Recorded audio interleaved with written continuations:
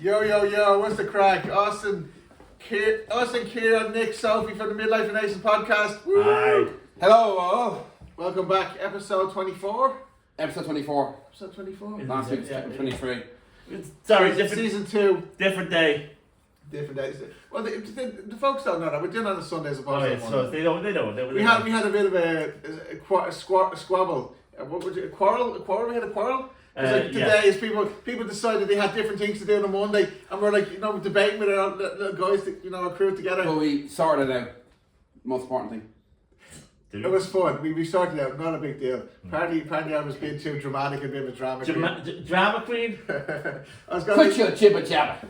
Alright. Ciaran, let's make it out. Let's start it off today. What are you going to talk about the football, England and Ireland? First of all, before I'm going to talk about that, yeah, but everyone have a productive week and weekend. Did anyone do anything exciting? No, I thought I did, but we'll talk about that later. Sophie? No. Well, I just saw my kids and just the usual played Xbox, watch TV, and I watched Wolverine Deadpool. That was good. I enjoyed that. Good film. It's a really good movie. Yeah. Like the dialogue is excellent. Some of I think the best scene in that film actually is the opening scene when Ryan Reynolds does the dancing to Bye Bye. The soundtrack is something that's excellent soundtrack. Like.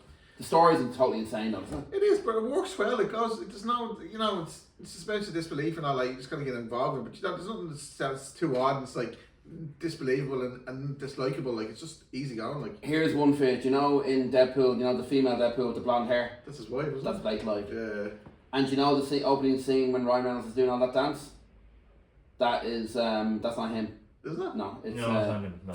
it's spoiler alert. Stuntman. Sorry. Not really much of a spoiler. It's on Disney now, anyway. So I'm watching Disney. But no, apparently there was the deleted scene where he goes back and he fixes that he's in the MC universe all along. Yeah, as opposed to just I love the bit when he goes like, and then he's like, your man the Paradox fella calls him in, and he goes like, "Oh, the Marvel Jesus!" Like it's so funny, like it's okay. It's probably better than the second one. Probably not as good as the first. I have a lot of time for the first episode. Because it's a story. It's introducing his story, But even so, he's just a funny guy. It's a funny character because I've always enjoyed the Deadpool movies, but the Marvel movies I can take, give or take, and that was like You weren't mad on the Avenger films, no? Not really, no. Okay. The Deadpool movies I'd always watch them. I watched them I loved them. They're so funny. Like. What about you, Sophie? Avenger films? Any? I think I've seen the last one. I think, which I found quite good, but I've never actually. Oh, they're great. And Thanos is such a good villain. Yeah, because he's so powerful. He's the ultimate baddie, isn't he? Yeah. And he's such an evil bastard as well. Anyway, yeah, the football. There was no Premier League this weekend, so it's all internationals all week. Ireland, woohoo! Got their first victory at home in God knows how long. Did you watch it against Finland? No, it was speed dating. Okay, we'll talk discuss that later. I know you're speed dating, but the audience didn't know you're speed dating. They're playing England now, it's nil all, but haven't they played yesterday and today? Didn't play yesterday. They played Thursday. Oh, sorry. It was 1-0 against Finland. It was flat though. Great to get a victory. They missed a penalty. They also hit the bar twice. Well, it was Keller. Did he make a good save? No, it was a super save. Yeah. But they hit the woodwork twice. And I have to be honest, at this stage, I think it doesn't matter who's in charge. Do you know that? Just the players have to be accountable as well. Yeah, Keller's probably the only world kind of leading kind of the best player, like one of the world best players, like in terms of standard like football. Like they're playing England now. It's 0-0. The second half just started. Apparently Ireland should have had a penalty in the first half, but it didn't go to VAR. Which is how come VAR missed that? I don't know. They seem to choose and not choose what they want to. Well, this is the rules, but that's the story. You do well to get a draw here, though. They would. The draw would be a win for us. Like it's our first time actually in the podcast where we're watching a match while we're on the podcast. That's cool, isn't it? That's actually really good. Yeah, that's so this keeps you entertained, Kieran. Does it keep the folks entertained? It doesn't keep the folks. It doesn't because we're not. So we did more football. We got up to Gladiator too. I'm trying to think. Not much more football. England got their. Thomas Tuchel was starting in a couple of months for England, so Lee Carsley got a victory. They won 4-0 or 3-0 during the week against who was it? I can't remember. It's gone. My mind's gone blank. Mm-hmm. Anyway, England got a victory anyway. Yeah, we'll move on. The football, Spurs this week with the football. Gladiator 2, you went to see the other night.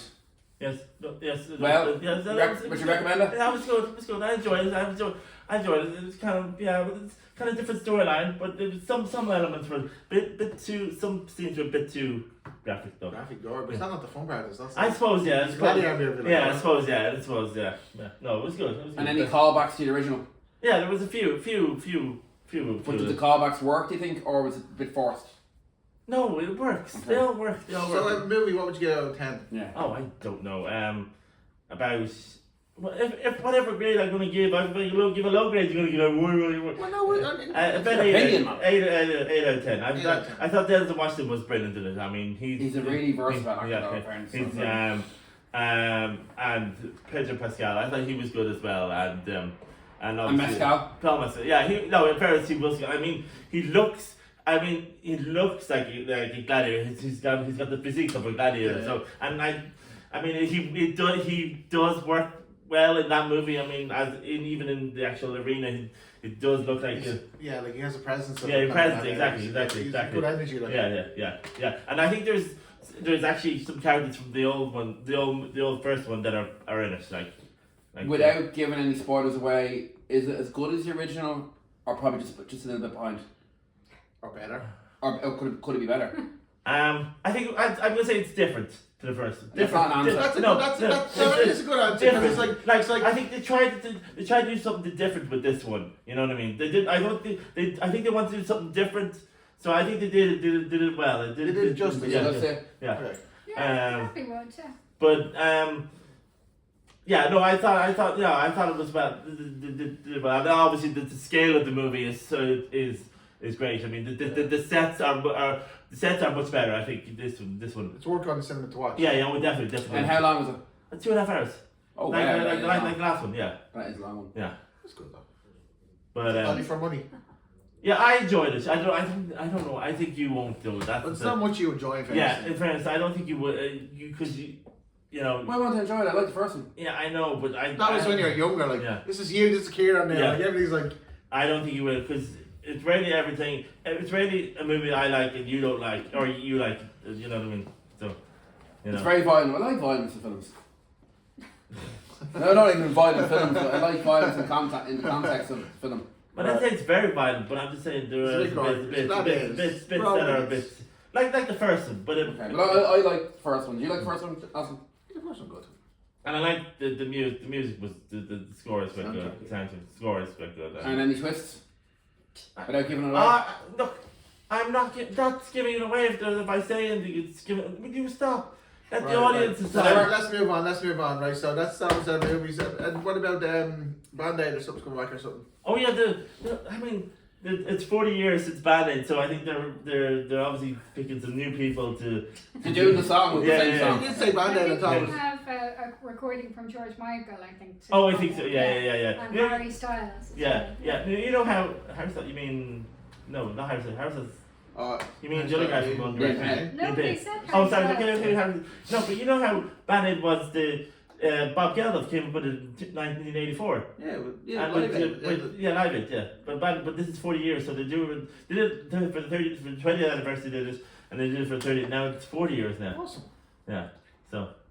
Oh no, Liam Scales has been sent off for Ireland. Sorry. Ciaran. Apologies, guys. This is what happens in live. No, I'm turning the TV off. Keep the phone. Stop. Right, so Band-Aid, so what's it, they're going to bring out a new record and stuff like that? Yeah, well, do they not feed the world again? But with different people in it. Obviously, Bono will probably still be in it tonight. Thank God. But, yeah. But yeah, that's I don't know if it will be Christmas number one. It probably will be Christmas number one. Last year, actually, Wham! Finally got to Christmas number one last Christmas. Yeah. After 39 years. That would have been good to release it this year for 40 years, you know.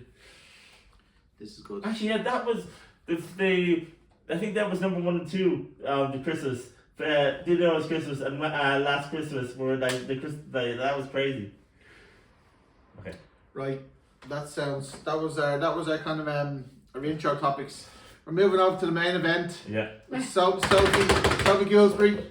Goldsbury, sorry. Gillsbury, Jesus. How long have you known me? I always get to know. So let's right. We're discussing. No, let Sophie. What's on the top? The discussion today. So I'm going to be talking about dyspraxia because I missed Dyspraxia Awareness Week. So I'm going to be just talking a little bit about the background and how I got my diagnosis and how it affects me and what has helped and things like that.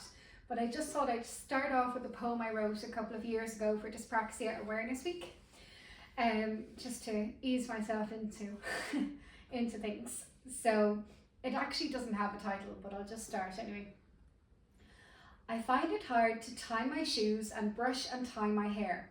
When I try to eat my lunch, it ends up everywhere. I find it hard to tie my lace and button up my clothes. When I try to brush my teeth, I get toothpaste on my nose. I find it hard to ride a bike and kick a ball with ease. When I copy from the blackboard in school, I have to ask, can you keep it up for longer, please? I can find it hard to make new friends and keep some old ones too. When I try to talk to friends, I will unintentionally interrupt you, which actually, ironically, I'm in great company here because I'm not alone. You guys do that too. You do yourself. Yeah. I find it hard to tolerate loud sounds and certain textures on my skin. Some clothes have tags that are so distracting that they end up in the bin. I sometimes find it hard to remember the task I've just been told. Sometimes that task is to clean my bedroom and my parents will think I'm being bold. I find it hard to run and jog without exaggerated movements. When it comes to swimming with both arms and legs, there's always room for improvement. I find it hard to comfortably hold a pencil or colour inside the lines. When I'm doing maths and see greater or less than symbols, my brain mixes up the two signs. Some people call me clumsy. Some people talk about me as if I'm not there. But there's a reason I find some things difficult, and if you're willing to listen, then I'm willing to share. I have something called dyspraxia, which can make everyday tasks tough. My brain and body don't always work so well together, and sometimes the frustration of that leaves me in a huff. Because my brain has to work extra hard, I get tired very fast. I've been known to start to doze off after 30 minutes of a class. Dyspraxia makes my muscles not as strong, and so my balance can be quite poor. Sometimes I will misjudge the distance of an object and walk straight into a door. I can find it hard to tell the difference between left and right. In dance class, it is a challenge to not step on someone's toes and give them a terrible fright. But dyspraxia is my superpower because it makes me kind. I have been told that I'm a great listener and I have a very creative mind. Dyspraxia makes me think of questions that most people would not consider. I see the world in a different way. I am a winner. Dyspraxia means I have special long-term memories that a lot of people don't. It means I will try new, sometimes strange things that a lot of people won't. Dyspraxia makes me think outside the box and wear my heart on my sleeve. It makes me work 10 times harder for what I want to achieve. Dyspraxia can be very hard, but if I had a magic wand, I would not change it for the world. Because of the good parts of dyspraxia, I have become so very fond. Yeah. So that was... Yay! Very good. So, yeah, I mean, I guess I'll just kind of go, I think, a little bit into the background of my story and how I got my diagnosis, and then we'll just have a chit-chat and any questions. Yeah. You have a few questions on screen. I do, yeah. I'll let her first speak. So, when I was growing up, I met all of my intellectual and language milestones earlier on time, but I missed every single physical milestone. So that was from sitting, standing, crawling, walking, all of that. I was delayed for every single one of those. And to the extent that I couldn't start junior infants when I was meant to, because I would have had to go up the stairs on my tummy because I wasn't able to manage steps. And so also then I just couldn't tie my shoelaces or ride a bike or things like that. And zip your jacket. Yeah, that was tough as well, Yeah. trying to get the bottom part, and if something has very small buttons, because my fine motor skills are affected, I find that very difficult, especially like even now when I'm changing my bedclothes and things like that. It can be really there's nothing more heartbreaking than you think you've got them all and then you get to the end and you see a big gap.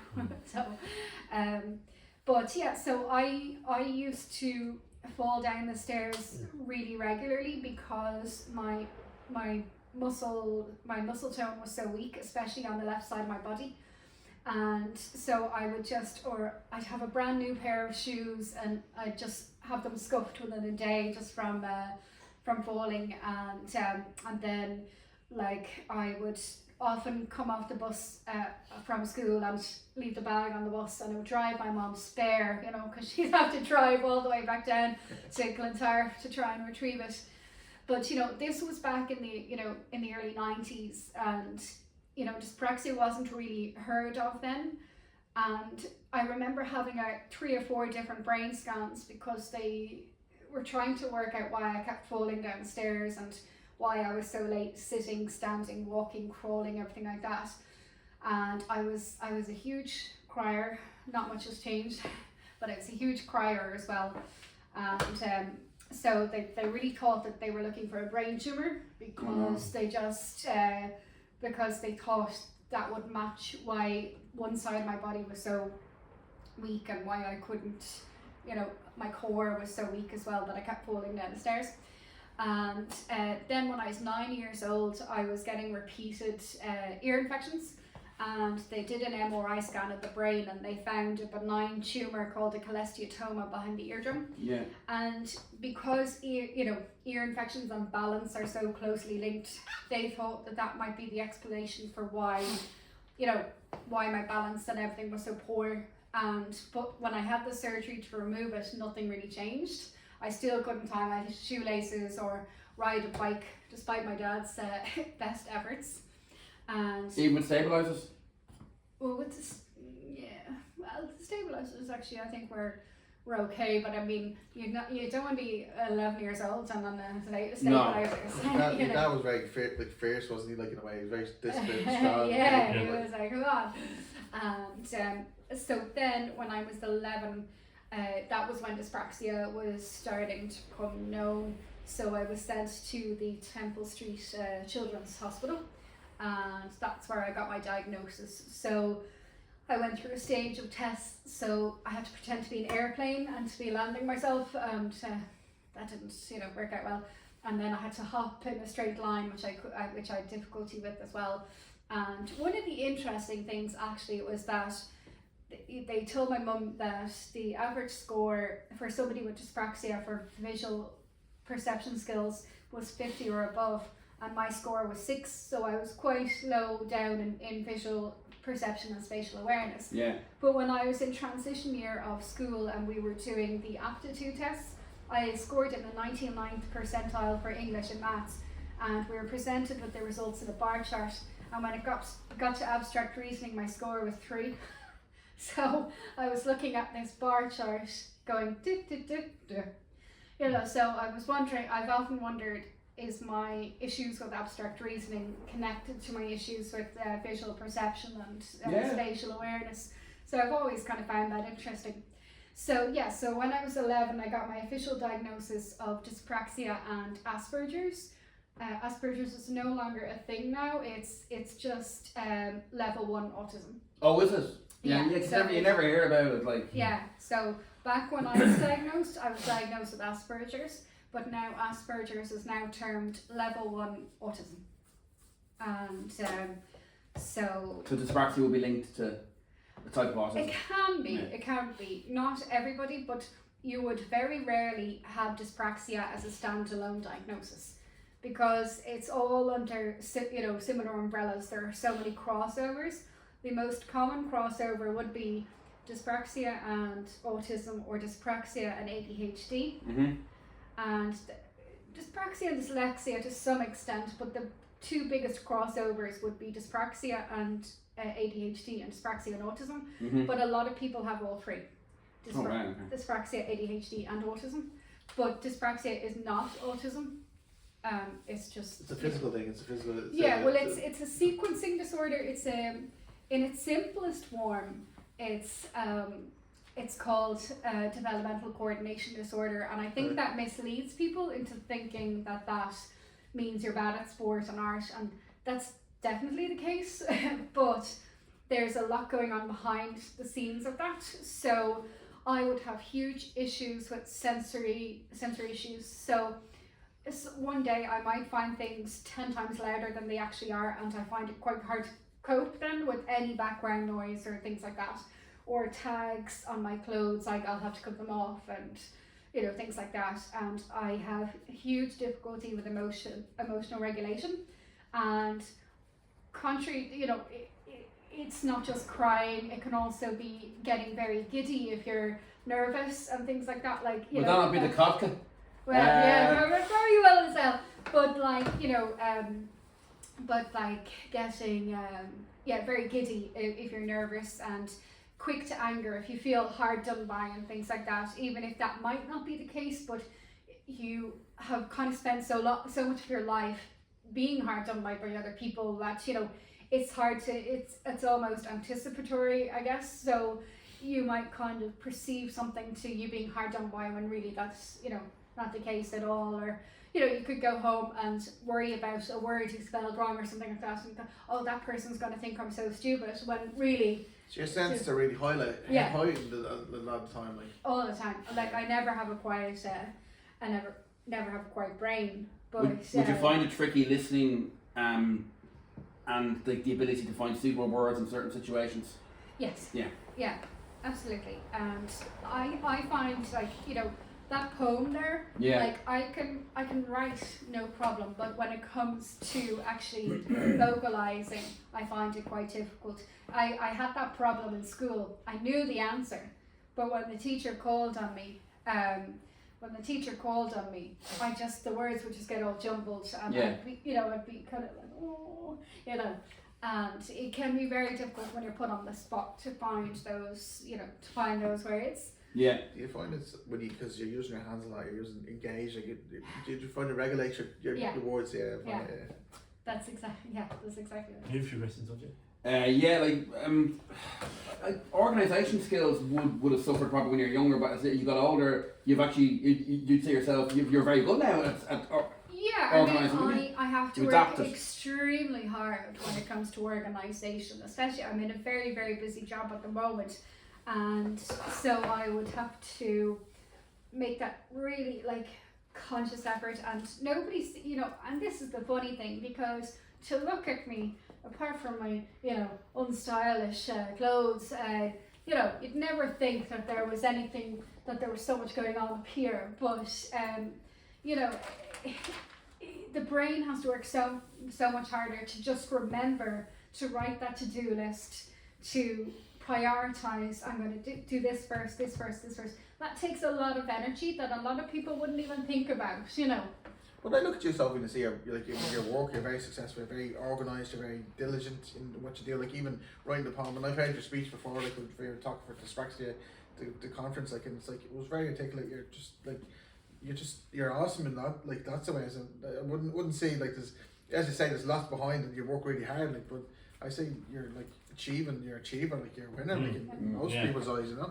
But thank you. But I mean, I found school such a huge challenge. Yes, that was my next question. Whoops, sorry. You learn. How did it affect your early learning in secondary school? Okay, well, in primary school, the huge thing was not being able to copy from the blackboard in time. So it would always be rubbed off, and I'd have about half of a homework assignment in the homework journal, and the other half would be gone. You know, because I wouldn't have enough time to write it down. Why did they just leave it out? They didn't know I was. I didn't have my diagnosis at that time. But surely you hadn't written it down, so surely you should. No one say. No, I did. I got it eventually. No, but sometimes it's hard, though, isn't it? Like you just think you're doing something wrong until you realise it's actually have dyspraxia. Like it's not just like I'm slower than everyone else. Like one of my first kind of memories when I was 5 in junior infants was actually this. What I now know was anxiety, because with dyspraxia you can have difficulty colouring inside the lines and handwriting and things like that. And I remember getting my little colouring workbook back with a message saying, "Very careless work, Sophie." And I remember being so afraid to show my mum and dad, because I knew I didn't know what the word careless meant, but I knew it had a negative intonation, and I was too scared to show my mum and dad, and I was 5 then, you know. It's hard. What? Isn't it? Like, Yeah, and so then, like, you know, so yeah, I think the main kind of ways would be struggling to copy things down from the blackboard. Did you ask the other students beside you? Well, yeah, I did. Yeah. I did always get it eventually. Or my mum would ring my friend's mum and ask, like, oh, you know, have you got that? That was You know? they're obsessed with rubbing it off quickly. The whole that's yeah. And, I often didn't care, man. but Still don't I care. think one of the experiences that really shaped the person I am today was that we were in I was in 5th class in junior offence, 5th class in junior school, and 4th, 5th and 6th class were practicing for a gym display, and we were doing this dance by steps, you know that song 5, 6, 7? Yeah. Romeo. Yes, so we're doing that, Gonna get you. and my PE teacher stopped the tape. She pointed at me in front of 70 other students and said, Sophie Goldsbury, has nobody told you that you're pathetic at everything? She said, I would have thought you would at least be good at something, but you're not. You're pathetic at everything. Shocking. And I was 11, and 11 is a delicate age. Yeah, you should be saying that.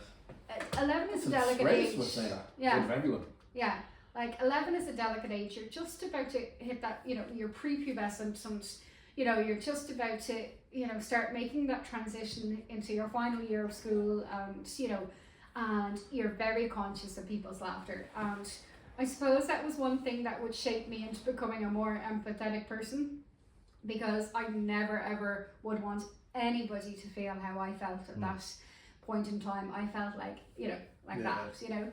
And like, you know, but she would continue on, like, you know, she'd rate our jumps, and she'd say, you know, Ciaran 9 out of 10, Austin 10 out of 10, Sophie -1, and I'm being generous, you know. Oh God. You know, and so, you know, it was just drawing attention to the fact that I was struggling with things like physical education and things like that. Regardless of your condition, a teacher shouldn't be pinpointing. That's actually Well, terrible. no, but you know, but like, look, this was back in the late 1990s. I'd like to think that we've moved Yeah, on I think since then, you know. In fact, it's bullying.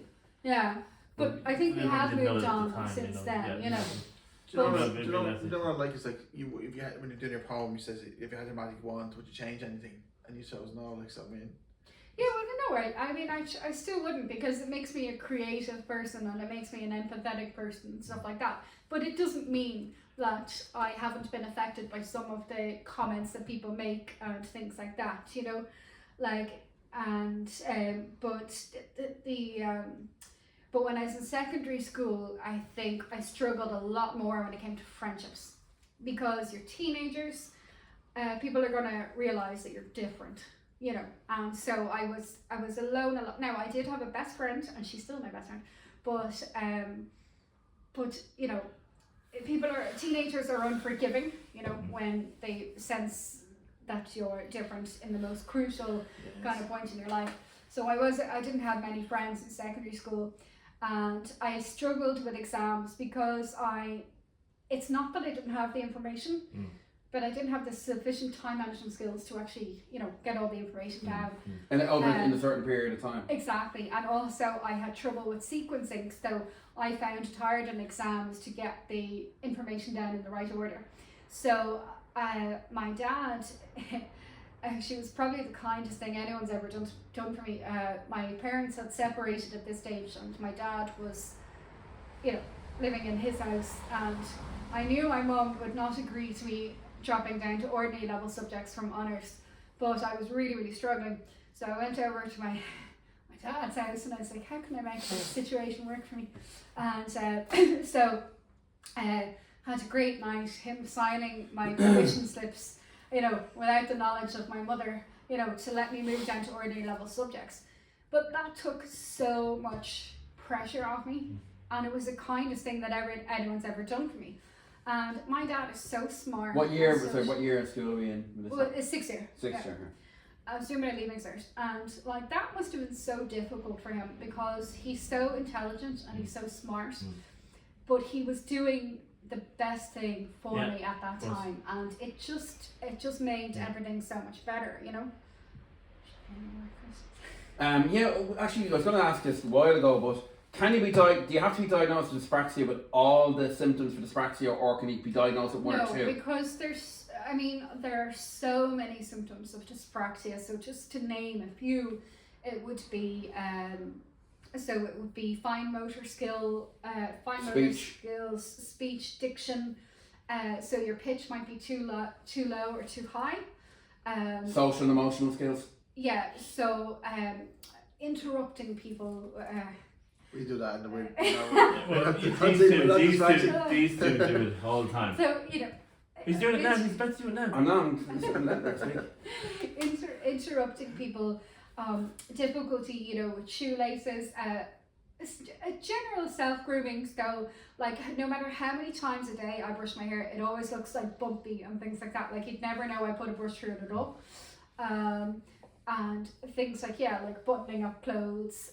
So that could be one. And so there's a word for it now. Hold on now. Where it's on both sides of the body. Bilateral movement or whatever. But there's a more technical term for it. So you might have difficulty swimming with both arms and legs at the same time. You could have very low self-esteem, anxiety, insomnia. Oh my god, it goes deeper than just. Yeah. Oh, way deeper, yeah.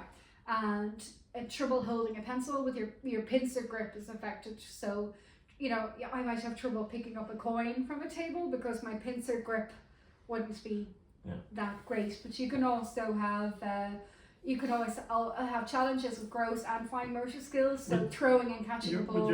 Would your hand shake or anything, or would they be like your hands? Would they shake or no? I never experienced handshakes. I would. Or tremors, whichever tremor is the. Shaking the same as tremor though. Yeah, no, but I would have very sore hands from writing. Okay. Yeah. And this part is kind of when you because you're leaning on it. Yeah, but also planning, sequencing. There's so many symptoms that you wouldn't need all of them. And a lot of people get. Especially girls, the rate that boys, at the last time I checked, the rate that boys get diagnosed is 90% higher in childhood than girls. So the ratio would be, so 10% of girls, 90% of boys. Is that because the boys would be expected to be moving around more and the girls would be less? I think so, but also I think girls in general mask better. Okay.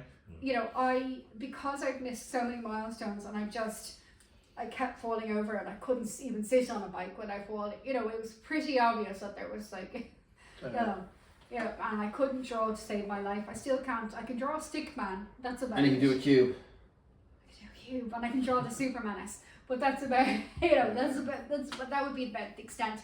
But I think into adulthood then, we've got a set of different challenges. So difficulty with driving. Difficulty in the gym, like some of the things I can do in the gym quite well, like weightlifting and stuff, but other things in the gym would be very difficult. You can also have difficulty, again, emotionally regulating and budgeting. Yes, you still love me anyway. Then difficulty cooking for yourself. So I used to burn myself quite a lot, because I just kind of I'd have the handle of the pan at a wrong angle and things like that, So yeah, there would be a lot of traits. And how common would dyspraxia be now compared to what was? It's quite common now. Yeah, I mean it's quite common. It's still more common amongst boys, and I think it's actually along the same lines of diagnosing autism. So boys would be diagnosed in childhood, whereas girls would be more into adulthood, and the same with ADHD as well. Yeah. And can it be treated? I know, not even with medication, just to help you. Obviously, the anxiety part. Well, yeah, the anxiety part, but there is no cure. When did this come about? I mean, when did dyspraxia come? They know the name dyspraxia. I think it wasn't over here in Ireland really until like the mid 90s. Okay, so it would be the 90s, yeah. Yeah, it certainly wasn't, so about because 30 years. It took until I was 11 in 1999 to be diagnosed. For your pre-teenage years. Yeah. What, in a nutshell, what's it like to live with dyspraxia? It can be exhausting. It can be exhausting. I think friendships can be quite tough. I find like, I cannot stand going into a nightclub. You know, McGann's is the exception. McGann's is the exception, but like I can't stand going into a nightclub. Like I had to work night out the other night, and it kind of like it transformed into a nightclub at say 10:30. That's in Smithfield, the place, isn't it? Yeah. Yeah. And I could feel myself, you know, vibrating, and I said, no, I have to go. Like I just like I can't tolerate, you know, nightclubs, you know, kind of situations. I do get a lot of anxiety, and like that, my brain is never ever quiet, so I do get very little sleep. Now I am going to be going for an assessment for ADHD in the new year, and is it something you've been thinking about for a few years, or only lately? Well, no, it's been about a decade, I'd say, yeah. But it'll just kind of solidify a few things for me because I joined a dyspraxia group in the UK when it came to COVID, and we would meet twice a week on Zoom just to get us through lockdown. And I noticed that everybody else could kind of keep their eye like just on the screen, whereas I would and every little kind of noise, and I was like, and I always put that down to the dyspraxia that I couldn't, you know, sort of like, you know, keep still or whatever. But my friend was like, no, that's it. And let's just go ahead, speak on it. No, but so yeah, I digress anyway. But yeah, so it can be very rewarding because like I've written 4 children's books to raise money for various children's charities. Yeah. And I don't think I would have tapped into that part of my brain if it hadn't been for the diagnosis. Yeah. You had a question, though? No, it's just, as much as I listen to Sophie, like you're one of the most capable people I know of all my friends. But it's kind of mad. You don't see one. You told us, but we didn't know it because you masked it so well. That's the thing. Is it masking as a kid? Yes, exactly. But in spite of all, you know, dyspraxia, you have all, you know, and stuff. You're still like one of the most capable people I know. Like in the sense, and it's like it's a credit to you, like. Yeah.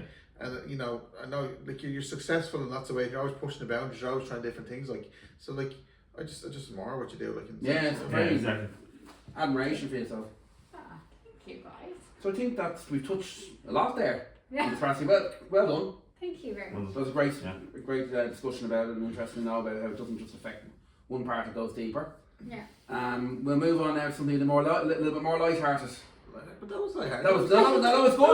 I wasn't Ciaran. No, I wasn't condescending. No, you were condescending. Ciaran was on now watching the football. He was. I wasn't. He was on now. What was it? Oh God. Hello.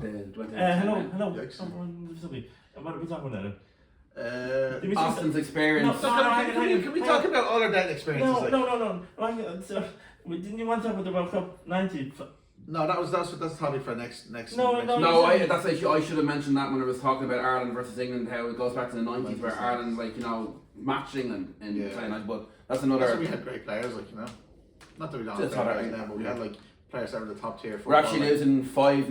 Liam Scales got sent off for Ireland. I forgot to say that training run. Say speak, you go and say. Go on. There was one thing that, like, there was one really, really positive thing that happened to me about what helped me with manage my coordination issues, and that was personal training. I was diagnosed at 30 with arthritis in both knees, and I was told I'd need a knee replacement likely before I'm 40, and I decided that that's not how my story goes. So I enlisted the services of a personal trainer, and I remember sending a message and hoping he'd never read it because I was too nervous. But before this, I was allergic to the gym because with coordination challenges, joining in a gym class is not, it's not very.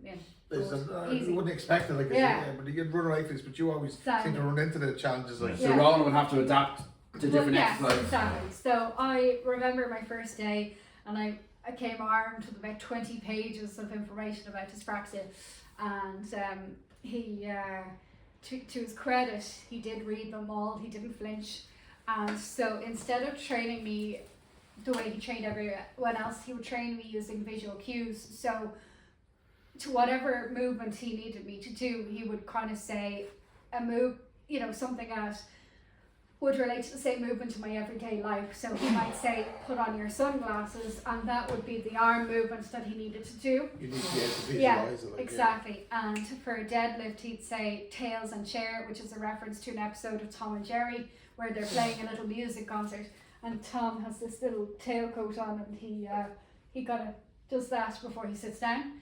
So that was like a visual cue for me to be able to do the deadlift. And he would say, to correct my poor posture, he would say, imagine yourself cracking an egg between your shoulder blades. Yeah. So like that really helped me then with my posture. But one day I decided I'd train him so I could show him how it physically feels to have dyspraxia. So of course he agreed very kindly. So what I did was I bought 4 pairs of gloves and a shirt, and I went up to the gym. So I gave him the shirt and I asked him to put on 4 pairs of gloves and to put on the shirt and button up the shirt and unbutton it again. And he actually, you could see him struggling with that because, like, you know, because it, again, like that's the only way I can describe the feeling, is having 4 pairs of gloves on when you're fine motor skill and not as effective with 4 pairs of gloves, like. Yeah, exactly. So he did actually, you know, struggle with that quite a bit. And then to kind of show him the left-sided hypotonia is the word for the muscle weakness. I asked him to take a kettlebell that for his left hand that was 4 times heavier than the one in his right. Yeah. And by the end of the set, like, he was like exhausted, and he was like, I literally had no idea that that's what, you know, it felt like. So he was a lot more patient after that. And then I was trying to show him like how it feels like with the sensory. You alright? Oh no, sorry, no. I thought my foot hit Nick, sorry. With the sensory issues as well. So then after that, he would always turn off the radio when I came into the gym. So that was really appreciated. And it had such an amazing impact on me that I actually qualified as a personal trainer and strengthening and conditioning coach in the middle of COVID. That's a great achievement. Yeah. Against all odds when it comes to the practical assessments, I did do it.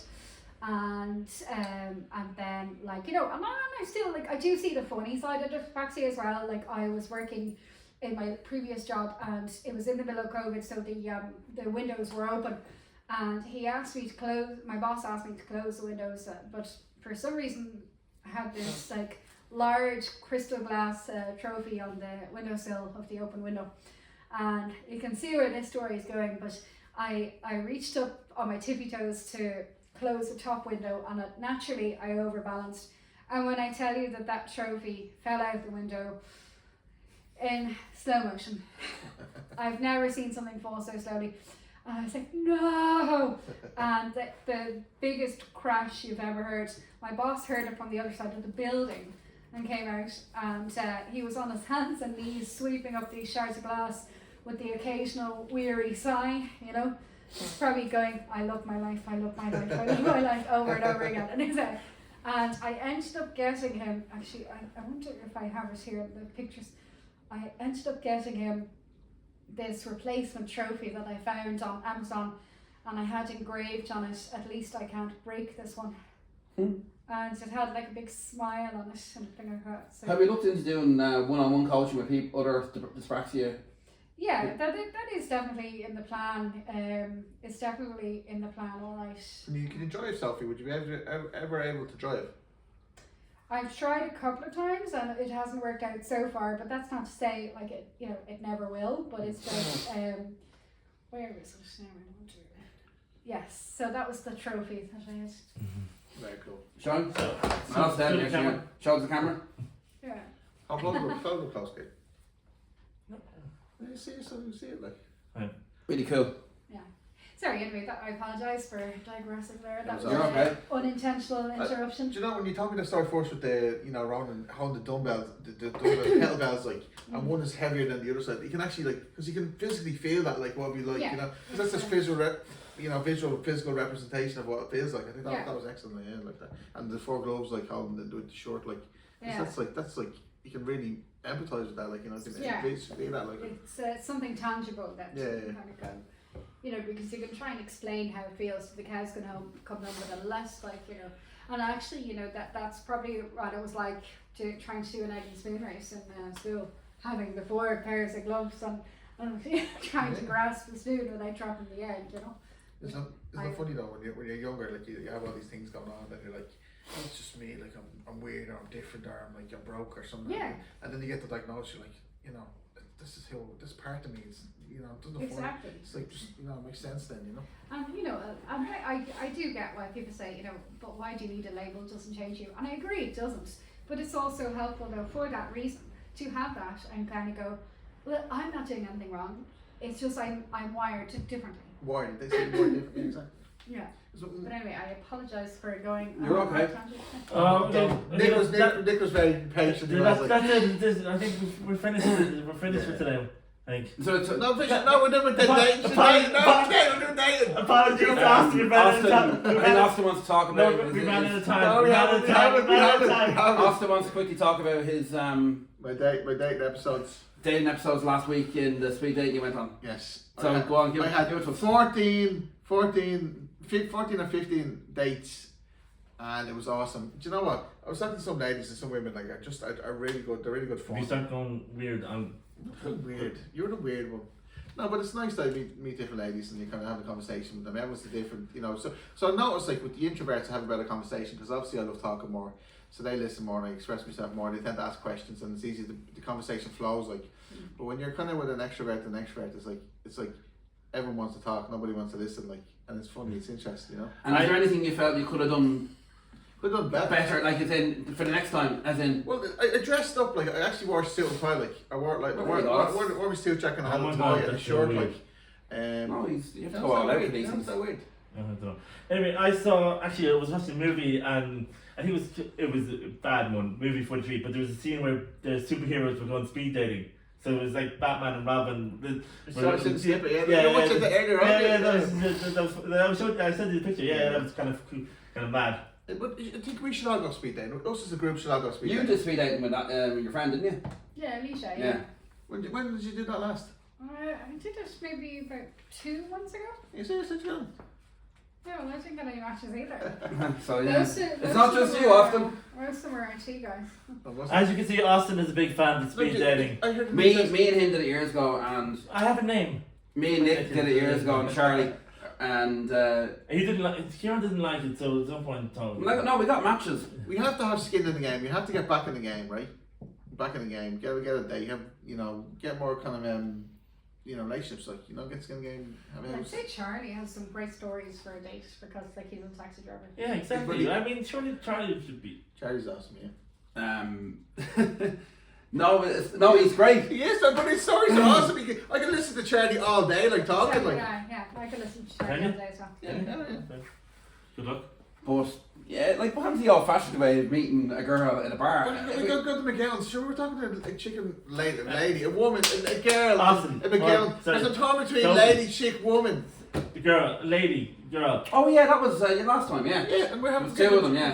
Good conversation, I was standing at the bar, ordering a drink, and everyone just puts their phone up in front of me, and we're matching, doing this, so it's kind of cool, But it's I think it's as I said a couple of weeks ago, the older you get, the more difficult it becomes because people are changing as well.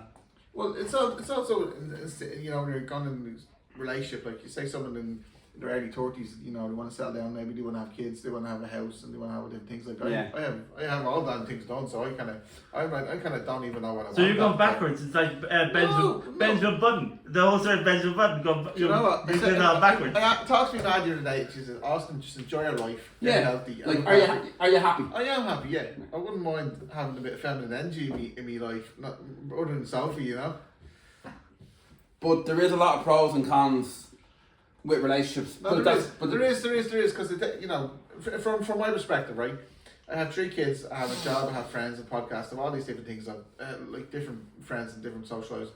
But it's like if I have a girlfriend and stuff like that, she would start to consume like 10. Yeah, 20, so you won't 20%. be able to do the podcast. Yeah, exactly. You'd be saying like, oh, we can't do the podcast that day. Oh, yeah. No, this is He's no, not I'm saying, don't put words in my mouth. I would never choose the woman over podcast. Bros before Bros before. No, yeah. I would choose my team, my podcast as my priority. My podcast is my foundation. Have I ever not chosen a podcast? Don't put me words in my mouth just because. If it was being you, we've been solid. I dated a girl for 3 years, and we signed a contract for a house, and I broke up with her the day we signed the contract for the house. That was a poignant moment in your life, Ciaran. Like could be life defining. But like, there's so much pros and cons to relationship. I remember the first relationship was the first year the relationship was fun and all that. It was like we're getting to know each other, but then things changed very quickly. As soon as the house came along. In what way did you see a destiny where you're just like you're going to be sitting there like Monday to Friday and a weekend with the kids, or did you not see? No, I saw a different person. So different person in your partner, like. Yes. And what were you expecting? What was your expectation? I don't know, just too controlling, and just she hated me going out with the lads for night out. Okay, but she hated me. Was she a bit jealous, like in terms of like with older women and stuff like that, like. Yeah, but she did turn around and say like, "Oh, I trust you. I don't trust the women." But you were going out with the lads, so I know, but obviously there's going to be girls in the bar. Yeah, of course. Yeah, but in this sense, what did you expect though? What did the relationship? Did you say to yourself, I'm not going to be tied down to this woman for the next 90 years or 60 years? I didn't know what I wanted, but like, the more I went over to the house, the more I kind of wanted to get. Yeah. No names mentioned.